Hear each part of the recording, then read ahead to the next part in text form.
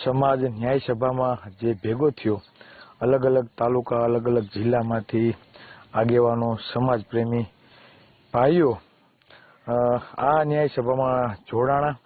ખૂબ આનંદની વાત છે કે સમાજ પ્રત્યે એટલી લાગણી, તેમની ભાવના અને સમાજ પ્રત્યેની જે વેદના છે તેને ધ્યાનમાં રાખી જે પણ મિત્રોએ પોતાનો કિંમતી સમય કાઢી આ ન્યાય સભામાં હાજરી આપી, બરાબર, તે બદલ પહેલા તો તેમનો ખૂબ ખૂબ આભાર. જે પણ મિત્રો લાઈવ નિહાળતા હોય તો વધુમાં વધુ લોકો આપણી સાથે જોડાય તેવો પ્રયત્ન કરવા વિનંતી. કાલે ન્યાય સભામાં જે મેં ક્રાઉડ જોયું, બરાબર, તો ખરેખર સમાજમાં જાગૃતતા ખૂબ બધી આવી છે અને હાલ એકતા પણ જોવા મળે છે, કેમ કે ત્યાં ઊભવાની જગ્યા નહોતી. તમે ફરતી બાજુ જોવો તો બધી બાજુ માત્ર કોળી સમાજ અને કોળી સમાજના જ ભાઈઓ બહેનો તમને જોવા મળતા. પાર્કિંગમાં તમે જોવો તો નકરી ગાડીઓ અને ઘણા બધા એવા તાલુકા છે, કોઈ જગ્યાએથી 50 ગાડી, કોઈ જગ્યાએથી 70 ગાડી, કોઈ જગ્યાએ 10 ગાડી, 15 ગાડી. દરેક મિત્રો, પછી સુરેન્દ્રનગર હોય, રાજકોટ બાજુ હોય, ગીર સોમનાથ, જુનાગઢ, નળકાંઠાનો વિસ્તાર હોય, સૌરાષ્ટ્રનો કોઈ પણ એવો ખૂણો બાકી નથી કે ત્યાંથી લોકો આ ન્યાય સભામાં આવ્યા ના હોય. એટલે સમાજની વાસ્તવિકતા માટે, સમાજને ન્યાય આપવા માટે જે પણ ભાઈઓએ ખરેખર હાજરી આપી તે બદલ ફરી એક વખત તેનો ખૂબ ખૂબ આભાર વ્યક્ત કરું છું. બીજી વાત એ કે ઘણા મિત્રોના કાલે ફોન આવ્યા, ઘણા મિત્રોના SMS આવ્યા કે ચિરાગભાઈ અમે ખરેખર તમને સાંભળવા આવ્યા હતા પણ અમારો ધક્કો કે ફેલ ગયો. એટલે એ બધા ભાઈઓને હું કહેવા માંગુ છું કે ધક્કો કાંઈ ફેલ નથી ગયો. આ જે એકતા દેખાણી છે ને ભાઈ, એનું આ દુનિયા, આ દેશ અને આ ગુજરાત પણ એની નોંધ લે છે. જેટલા પણ મીડિયા તમે જોવો, બરાબર, તો દરેક વ્યક્તિએ આ સમાજની એકતાની નોંધ લીધી છે. વાત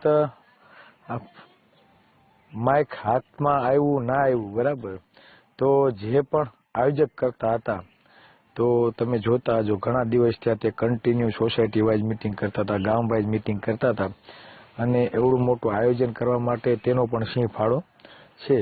તો આજે જે પરમિશન એ લોકોને આપવામાં આવી હતી એ ખૂબ જ ટૂંકા ગાળાની પરમિશન હતી. જે પરમિશન આપવામાં આવી, પહેલા તો પરમિશન જ એ લોકોને આપતા ના હતા, પછી પરમિશન અમુક નિયમોને આધીન તેને પરમિશન આપવામાં આવી. ઘણી બાબતો છે તે આપણે જાહેર પણ ના કરી શકીએ, પણ અમુક ટૂંકા ગાળામાં પરમિશન હતી કે આ ટાઈમે તમારે આ કાર્યક્રમ પૂરો કરી દેવાનો છે.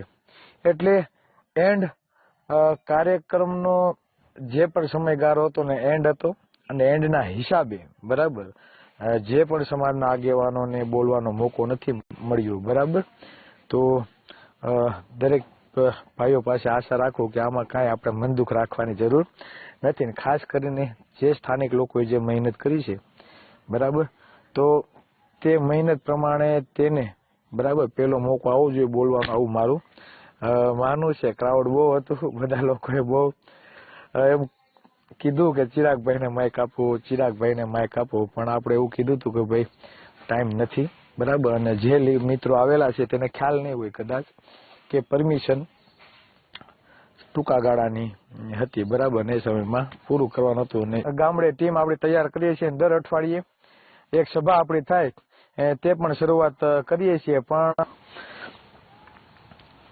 એટલે ટૂંકા ગાળામાં ઘણી બધી અપોઇન્ટમેન્ટ આવી છે. એટલે આપણે મોબાઈલ હેંગ થઈ ગયો અમારા લાલભાઈનો, બરાબર, કે 2 દિવસમાં 20,000 ઉપર અપોઇન્ટમેન્ટ આવી છે. વોટ્સઅપ બંધ થઈ ગયું એટલે અમે એક લિંક પણ બનાવી છે. એ લિંક તમે ઓપન કરશો એટલે ગામ, તાલુકાનું નામ આ બધું ભરવાનું આવશે. તમે ભરીને સબમિટ કરશો એટલે ઓટોમેટિક એક એક્સેલમાં તમારા આખા ડેટા અમારી પાસે આવી જશે. પછી આપણે તાલુકા વાઇઝ અને ગામ વાઇઝ આપણે લિસ્ટ ઓકે કરશું અને આપણી જે મુહિમ છે દર અઠવાડિયે 1 કલાક ભેગી થવાની આપણે ચાલુ કરશું. કોઈ એક ચિરાગ ઝાલાથી ક્યારેય વિકાસ થવાનો નથી, પરિવર્તન થવાનું નથી. એટલે દરેક ગામે ગામ એવા યુવાનો તૈયાર કરવાના છે કે પોતાનું કામ પોતે કરતા થાય અને કાલ સવારે પોતાના કામ માટે કોઈ ચિરાગ ઝાલાની કે અન્ય વ્યક્તિની તમને જરૂર પડવી જોઈએ નહીં.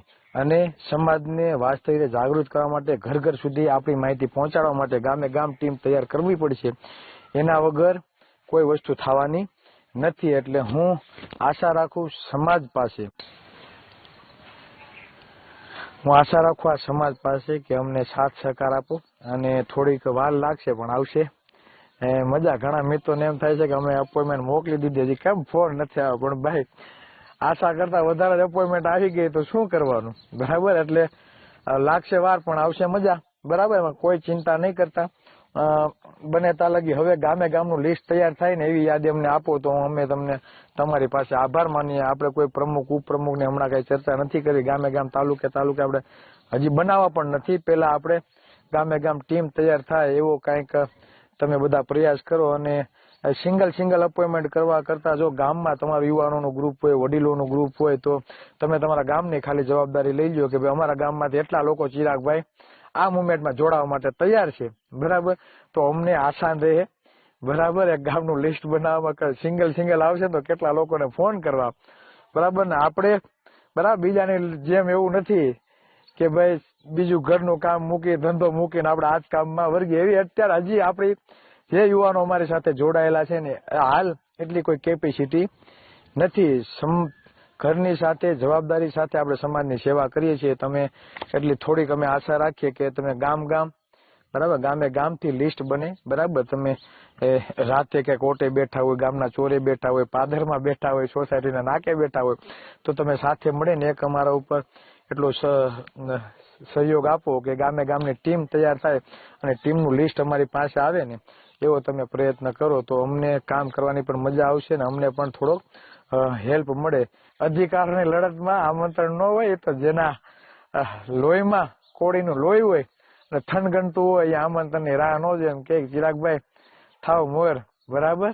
અમે આવીએ છીએ. એટલે જે પણ સામાજિક સંગઠનો છે એ બધા મિત્રોને કહેવા માંગુ, ચાલો તમે પણ આ લડતમાં સહભાગી થાવ, જોડાવ. આપણે સાથે મળી સમાજના ઉત્થાન માટે, સમાજના હક અધિકાર માટે અને સમાજને બરાબર વસ્તી પ્રમાણે તેનું બજેટ મળે, બરાબર. તે બાબતે અને જે પણ ખોટા ગુના દાખલ થયા હોય, મહુવા હોય, હળવદ હોય, પીછવી હોય, ભીંસ્યા હોય, ઘણી બધી જગ્યાએ છે. એનું લિસ્ટ પણ આપણે 4-5 દીમાં રેડી કરી દઈએ, બરાબર.